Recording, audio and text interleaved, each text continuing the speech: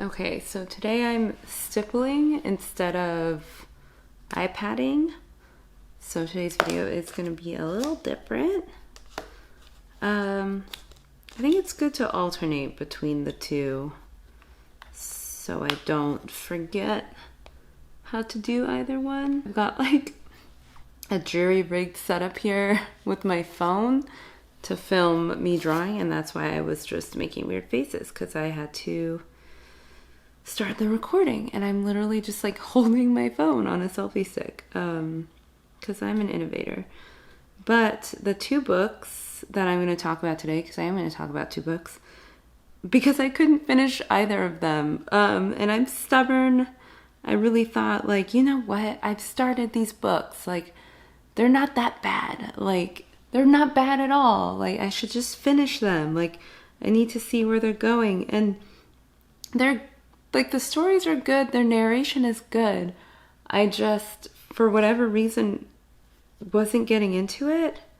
But I was like really trying to make myself, because I don't know. It's like I need to learn this lesson that you don't have to finish everything you start if you're not like loving it. But yeah, so the first one I'm going to talk about is called Burnt Sugar. And I think this one was, I'll have to check.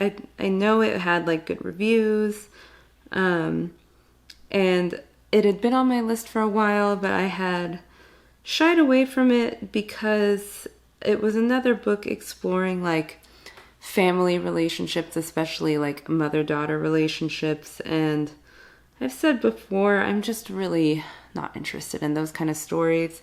But the last few books I've talked about, a few of them at least, were things that I wouldn't on paper think I would like, but then when I actually read them, I was like, oh, I really like this. So I was like, okay, I need to get out of my preconceived idea of what makes a good story and just read whatever strikes my fancy. And like, the cover was cool. I liked that it was written by an Indian woman because I'm trying to get more in touch with my Indian side. And I thought this would be a great way to do that. And at the first like 30% of the book, 20% of the book, I think I got like 60% before I finally called it quits, maybe 70. And for the first like half of that, so the first like 35%, I was really vibing with it. I was like, yes, this is so interesting. I'm learning about a different culture. There's things about her that I can relate to. And then like her relationship with her mom was definitely troubled, and a part that wasn't like obvious from reading the book jacket or whatever. Her mom had Alzheimer's, and so that was an interesting layer, because it's like, you know, repairing your relationship with a mother that you don't like while she's like in the process of kind of forgetting who you are. So that was interesting. And also what I didn't know when I started reading the book, and what kind of held my interest, was that the main character is an artist, and her like artistic process and some things she said about art were really interesting to me. So that kept me hooked for a while, because she draws like I do. She's very technical like I am. And she had her first big show recently, and it was like, those were the kind of things that were making me want to see the story through, because I was like, these are things that I love to hear about, like her talking about her process and her space and people's reactions, and you know, what it's like being an Indian woman married to a man who didn't like grow up in India like an American, and I didn't grow up in India either, but still was like, those were like kind of interesting. But then the story where it just started to lose me was it moved away from focusing on her and became more about like her mom and her dad's childhood. And for whatever reason, I just like, I don't know. It seems like when I'm saying it, it sounds like it would be interesting, because this informs like how she becomes who she is, how her parents became who they were. But it just like wasn't interested, and it was kind of jumping between the three, like jumping timelines, and I would find myself like zoning out and then not caring to go back to see what I'd kind of glossed over. And so then things weren't making sense. And then I was like, okay, I'm halfway through this book. I should just finish it. And then I was like not reading at all because it's like, oh, I don't. And then I'm realizing, like, Allison, you don't want to even read this book. Like, you are so allowed to just not finish this book. It's fine. So I reluctantly did not finish it. It is a good book. Oh my God, my like phone is shaking. So apologies for how rickety rockety this drawing video is. But what was I saying? Yeah, if I had just stopped reading it when I initially lost interest, I would have saved myself like 3 or 4 hours. But sometimes I just think like I'm being stubborn. Like I need to just read this story and learn the lessons that the author wanted to put out there. Like it feels rude not to finish it, I guess. But in the end, I'm like, you know what? Life is short. No one cares. You don't have to finish this book. It's not for school. There's no homework. So I returned to that one. And then I was also reading another book called Something New Under the Sun. And that initially got my interest because my favorite Sherlock Holmes quote is there's nothing new under the sun. Like I've always loved that quote.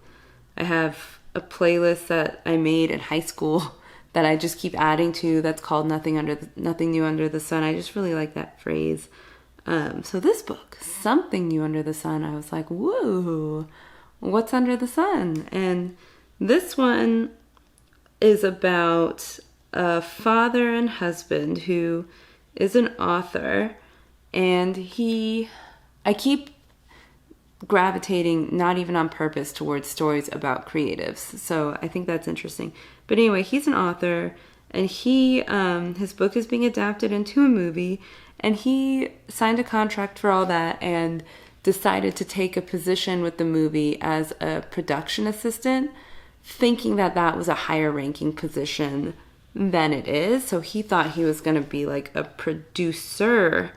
But I mean, I think we all now know that a production assistant is just kind of like a young, unpaid, like an intern type thing, right? Like I remember when I left college, I was looking at jobs like that. And I mean, I would probably even still take one now. I think it'd be kind of fun. I don't know. But this guy has a huge ego, you discover, like, and he's very upset at learning that this is not a prestigious position with a lot of,